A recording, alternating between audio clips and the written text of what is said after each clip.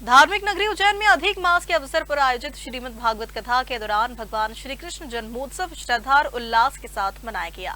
कथा के दौरान जैसे ही भगवान श्री कृष्ण के जन्म का प्रसंग आया, पूरा पंडाल जयकारों से गूंज उठा और श्रद्धालु भक्ति में सराबोर हो गए। उज्जैन के क्षीरसागर स्थित शेषनारायण मंदिर प्रांगण में प्रसिद्ध ज्योतिषाचार्य पंडित विशाल लक्ष्मीकांत शुक्ला के श्रीमुख से चल रही श्रीमद् भागवत कथा में अधिक मास की कृष्ण जन्माष्टमी पर भगवान श्री कृष्ण का जन्मोत्सव धूमधाम से मनाया गया। कथावाचक पंडित विशाल लक्ष्मीकांत शुक्ला ने कृष्ण जन्म प्रसंग का वर्णन करते हुए कहा कि व्यक्ति को कभी अहंकार नहीं करना चाहिए, क्योंकि अहंकार ही मनुष्य का सबसे बड़ा शत्रु है।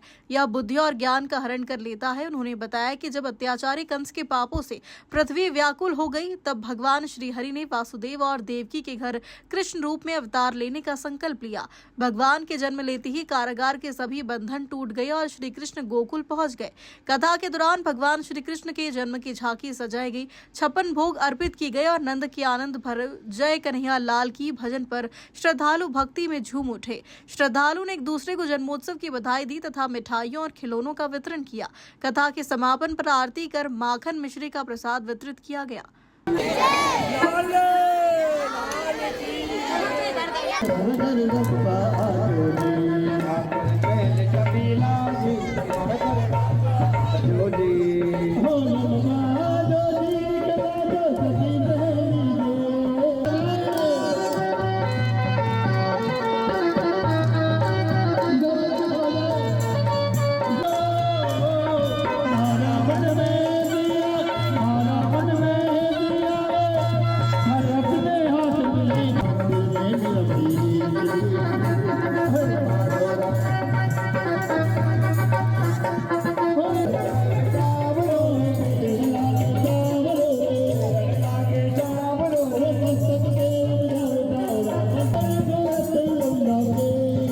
आज भगवान श्री पुरुषोत्तम मास के अंदर जो ज्येष्ठ मास कृष्ण पक्ष पुरुषोत्तम अधिक मास कृष्ण पक्ष जो अष्टमी तिथि है, आज अष्टमी तिथि में भगवान श्री कृष्ण का जन्मोत्सव मनाया गया।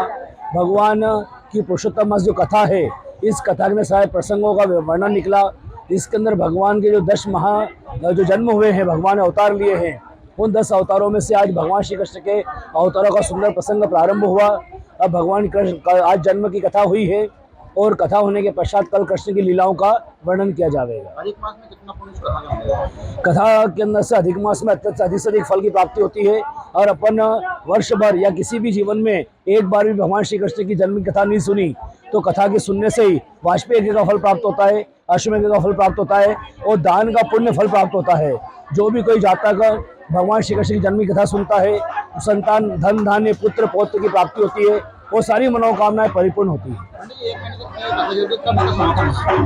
ये भगवान श्री कृष्ण की कथाओं का जो समापन होगा, अमावस्या दिन सोमवती अमावस्या दिन समापन होगा, परंतु हमारी जो कथा का 2 दिन बाद समापन होगा। 2 दिन में उसमें सुदामा की सुपड़ी की कथा भी होगी, सुदामा की कथा होगी, त्रिजटा की कथा होगी, तो उसका सत्यनारायण की कथा करके हम समापन का कार्य संपन्न करेंगे। ये पुरुषोत्तम मास चल रहा है। यहाँ पर नव नारायण में शेष नारायण मंदिर है। यहाँ पर विशाल शुक्ला पंडित जी मतलब पीढ़ी दर पीढ़ी इनके यहाँ से कथाएं की जा रही है। पहले इनके पिताजी दादाजी ने की, अब विशाल गुरुजी कर रहे हैं और यहाँ पर पूरे मास ये कथा का आयोजन चलता है और बहुत लोग इस कथा का लाभ लेते हैं।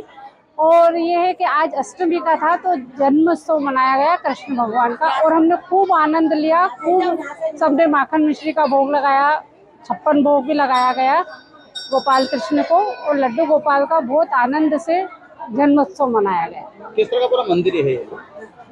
मंदिर किस तरह का मंदिर यहाँ पर विराजमान है? ये नौ नारायण में शेष नारायण मंदिर है और यहाँ पर लक्ष्मी जी नारायण के पैर दबा रही हैं और ये सबको ये देती है शिक्षा कि अपने पति का भी इसी तरह से सेवा करना चाहिए। पंडित जी कथा सुना रहे, किस तरह का कथा का अनुभव आप लोगों का?